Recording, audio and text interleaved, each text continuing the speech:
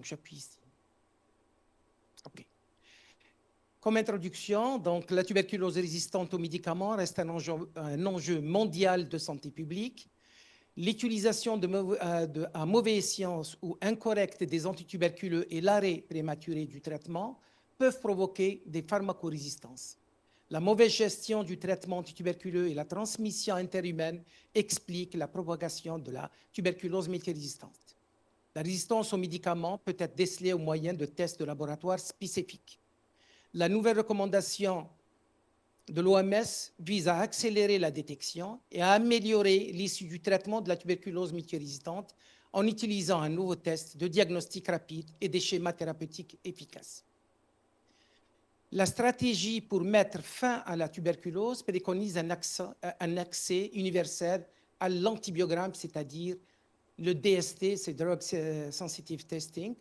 De nouvelles données probantes et recommandations sur le traitement de la tuberculose résistante aux antibiotiques sont publiées par l'OMS et qui préconisent l'utilisation de nouveaux traitements par voie orale, nécessitant toujours un antibiogramme.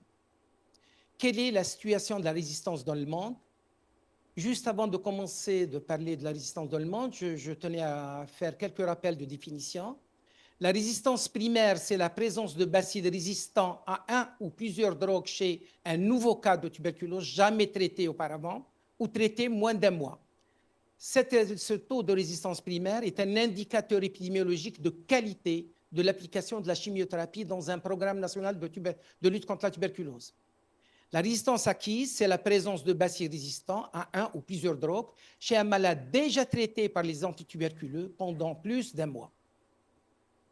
Et vous voyez ici les cas estimés dans le monde de tuberculose multirésistante. Donc, vous voyez, en 2015, c'était à peu près à 600 000 cas. En 2024, on est à 390 000 cas. Donc, il y a une petite régression à peu près de 4,5%. Et tous ces cas estimés sont recensés principalement dans 4 pays. Vous avez l'Inde, la Chine, la Russie et les Philippines. Et là, maintenant, si je prends la résistance primaire et la résistance acquise dans le monde, vous voyez à gauche, la tuberculose, le taux de la tuberculose résistante primaire, elle était à peu près, en 2015, à peu près à 5. Elle est actuellement à 3,2. Par contre, la résistance acquise, elle était à peu près de 18. Maintenant, elle est, 2024, elle est à 16%. L'évolution de la résistance acquise en Algérie, on voit bien que les souches résistantes circulaient énormément dans les années 60. Presque toutes les souches, c'est-à-dire tous les malades déjà traités avaient, dans les années 60, 80% des cas étaient résistants à un ou plusieurs antibiotiques.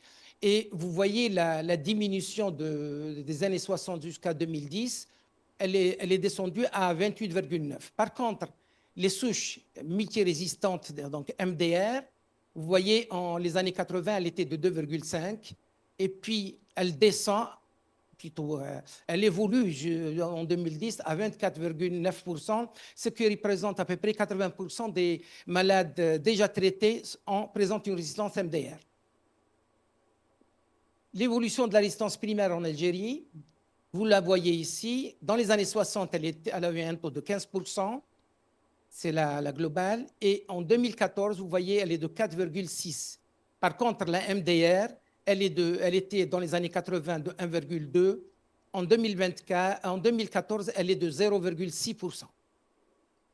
Et là, je continue donc sur l'évolution des MDR en Algérie. Vous voyez, la résistance primaire, elle fluctue entre 2015 et 2022 selon les données du Laboratoire national de référence Institut Pasteur.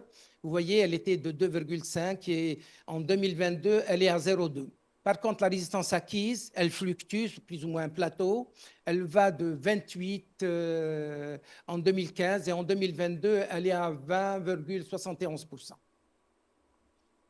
Quel est le risque maintenant de survenue d'une tuberculose MDR? Ça dépend de la qualité de la chimiothérapie appliquée par un programme. Et vous voyez, dans le cas où les tuberculoses TPM+, le risque de survenue d'une TBM MDR est inférieur à 3%. Et ce qu'on voit dans ce tableau, c'est les cas chroniques qui sont de moins de 1% pardon, dans un programme, plus de 90%, il y a un risque de plus de 90% de devenir MDR. Les autres, c'est-à-dire que les cas qui ont reçu plus de 2 cures de chimiothérapie incomplète, là, ils ont un risque de plus de 50%. Quelles sont les causes maintenant de ces multirésistants? Vous avez les prestations de soins. Quand il y a des directives inappropriées, formation insuffisante, faible surveillance du traitement avec prise en charge insuffisante des effets secondaires, programme national mal organisé ou insuffisamment financé. Vous avez les médicaments s'ils sont de qualité médiocre, indisponibles dans certains médicaments tels que les ruptures de stock, mauvaises conditions d'entreposage, posologie ou association inadaptée. Ce qui concerne le patient, prise en charge, prise irrégulière des médicaments ou manque de réponse au traitement, quand il y a un manque de moyens pour adhérer au traitement, transport, nourriture, barrières sociales, les effets indésirables, faible observance de traitement directement observé, où il y a parfois des mauvaises absorptions des médicaments. Quel est le mécanisme? En fin de compte, c'est des mutations génétiques. Il n'y a pas c'est-à-dire de plasmide qui va donner des résistances aux antituberculeux. Là, j'ai pris un exemple tel qu'il y a 2 gènes qui vont coder pour la cible des antibiotiques. Vous avez 4G, INHA, c'est des gènes. Ils vont coder pour la cible de l'isoniazide. S'il y a des mutations au niveau de ce gène, il va y avoir modification de la cible et l'antibiotique ne va pas reconnaître. La même chose pour le gène de la rifampicine, le RPOB. S'il y a modification, s'il y a une mutation, il y a modification de la cible, donc la rifampicine ne peut pas connaître la cible. Et vous voyez ici dans ce tableau, toutes avec les fréquences de mutation qui sont un petit peu indiquées dans ce tableau. Quel est le diagnostic? Puisqu'on en a parlé avec le professeur Khaloufi, vous avez les tests rapides, le GenExpert MTBRIF, GX, les ultra qui va donner des résultats au bout de 2 heures. Vous avez le TrueNat MTBRIF DX. Là, c'est quand les ressources sont limitées, parce que dans le premier, on utilise un ordinateur. Dans le deuxième, on n'utilise pas d'ordinateur, c'est l'appareil lui-même qui va vous donner les résultats. Vous avez aussi le GenExpert MTB XDR qui va nous renseigner sur la résistance à l'INH, la fluoroquinolone, l'aminoside, l'éthionamide. Il y a une faible sensibilité pour l'éthionamide, mais quand même, ça va nous renseigner sur la résistance de cet antibiotique. Ils ont une bonne spécificité. Par contre, il y a d'autres tests phénotypiques, qui est par exemple la culture, et puis on fait un antibiogramme par la méthode des proportions, c'est le gold standard. Vous avez aussi les techniques un peu automatisées, un peu plus rapides, c'est le MJIT 960. La prise en charge de ces patients, au préalable, il faut toujours un antibiogramme de qualité et fiable, qui est en général délivré en Algérie par le laboratoire national de référence. La prise en charge de ces cas de MDR est clinique et thérapeutique, nécessitant une collaboration étroite entre cliniciens bactériologiques. Les patients sont pris en charge dans les services hospitalo-universitaires. Donc, on ne peut pas les prendre dans un DAT, on est obligé de les prendre dans un centre hospitalo-universitaire. Et le traitement actuellement qu'on peut donner, il y a des traitements qui sont disponibles actuellement en attendant d'autres traitements. Les régimes standards de 3e ligne, vous le connaissez tous. Donc, à la phase initiale, vous avez l'éthionamide, l'ofloxacine, kanamycine, pyrazinamide, cycloserine, pendant 4 à 6 mois en fonction donc, des résultats de la bactériologique. Dès que c'est négatif, donc, on peut faire la phase d'entretien composée de l'éthionamide, ofloxacine, pyrazinamide. Maintenant, ça va être publié dans le guide national et j'espère que le ministère va ramener ces médicaments. Vous avez le traitement de tuberculose résistante avec les nouvelles molécules. Vous avez 2 régimes courts de 6 mois complètement oral. Vous l'avez ici, 6 mois de bédaquiline, préthionamide, lénosélide, éventuellement une fluoroquinolone si elle est sensible. Donc, il faut faire justement le test de sensibilité des quinolones. Le régime un peu plus court, donc toujours cette fois-ci de 9 à 12 mois. Donc, vous avez de la bédaquiline, maximum c'est 6 mois, fluoroquinolone, céphazoline, éthionamide, INH à forte dose, l'inosélide, et puis vous avez 5 mois de 3 antituberculeux. Le régime lent, vous avez 18 mois de bédaquiline, une fluoroquinolone, l'inosélide et céphazoline.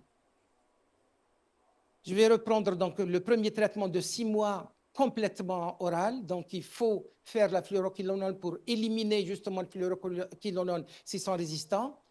On peut donner donc bédaquiline, préthionamide et linozélide pendant 6 mois et ça donne de très bons résultats. Ce régime était recommandé dans la tuberculose ultra résistante, dans les tuberculoses pulmonaires, tuberculose extrapulmonaire, sauf la tuberculose du SNC, osteoarticulaire, et la tuberculose disséminée. Les adultes et adolescents âgés plus de 14 ans, on peut leur donner. Toute personne, quel que soit leur statut HIV, n'est pas indiqué aux femmes enceintes et allaitantes en raison des données limitées sur l'innocuité de préthionamide. Celui de 9 à 12 mois, c'est le régime qui est recommandé donc, avec l'inozélide plutôt que l'éthionamide, peut être utilisé chez la femme enceinte, contrairement au schéma avec l'éthionamide. Les personnes atteintes de souches multirésistantes, même sans résistance au fluoroquinolone, patients sans tuberculose maladie étendue et sans tuberculose extrapulmonaire sévère. Donc, vous avez les patients ayant été exposés moins d'un mois aux antituberculeux prescrits, c'est-à-dire ce qu'on va donner. Lorsque l'exposition est supérieure à 1 mois, on est obligé de s'assurer si l'antibiogramme à ces médicaments sensibles, on peut le donner. S'il y a résistance, on passe à un autre schéma. D'accord? Voici pour le schéma lent. Il s'agit de donner donc 18 mois de bédaquiline, fluoroquinolone, l'inozélide, céphazoline, sauf que la bédaquiline sera donnée 6 mois et pas plus. Donc, l'OMS a préconisé un tableau de médicaments. Vous avez le groupe A composé de lévofloxacine, moxifloxacine, pédaquiline, l'inozélide. Le groupe B, clofazimine, cycloserine, thyrizidone, et le reste que vous connaissez tous. Donc, la base de ce traitement, il faut donner au moins 3 antibiotiques du groupe A, ajouter un autre médicament du groupe B. S'il y a une résistance à un des médicaments du groupe A, il faut ajouter 2 médicaments du groupe C, et ainsi de suite, qu'on peut organiser les traitements lents chez les patients.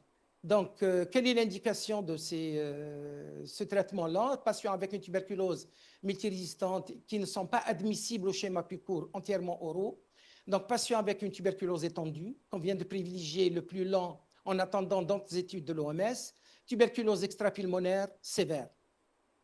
Le suivi de ces patients, donc le suivi doit être clinique, biologique, bactériologique, chaque mois, microscopie, culture, faire une microscopie, une culture, 6 mois et 12 mois après la fin du traitement. Et là, vous avez un exemple qui est donné par l'OMS. Vous voyez que l'examen, ce qui a été demandé à gauche, des examens initiaux, donc vous avez la clinique, vous avez tout ce qui est bactériologie, vous avez le CG, vous avez la radio, etc. Et 2 semaines après, vous allez contrôler l'innocuité de ces traitements. Et puis, mensuellement, vous faites tous ces tests-là. À la fin du traitement, vous les faites. Et 6 à 12 mois après, vous êtes obligé de reprendre quelques tests pour vérifier s'il est guéri à 100%. En conclusion, la tuberculose à bacille multirésistant ne constitue pas une menace pour les programmes nationaux, surtout en Algérie. La tuberculose menace pour les programmes est constituée par les prestataires de soins, responsables des erreurs de prescription et des insuffisances de la supervision décentralisée des activités de dépistage et de traitement. La baisse générale de la résistance est liée à une amélioration considérable de la prise en charge des malades pendant leur traitement, à la formation et sensibilisation du personnel médical. Je vous remercie.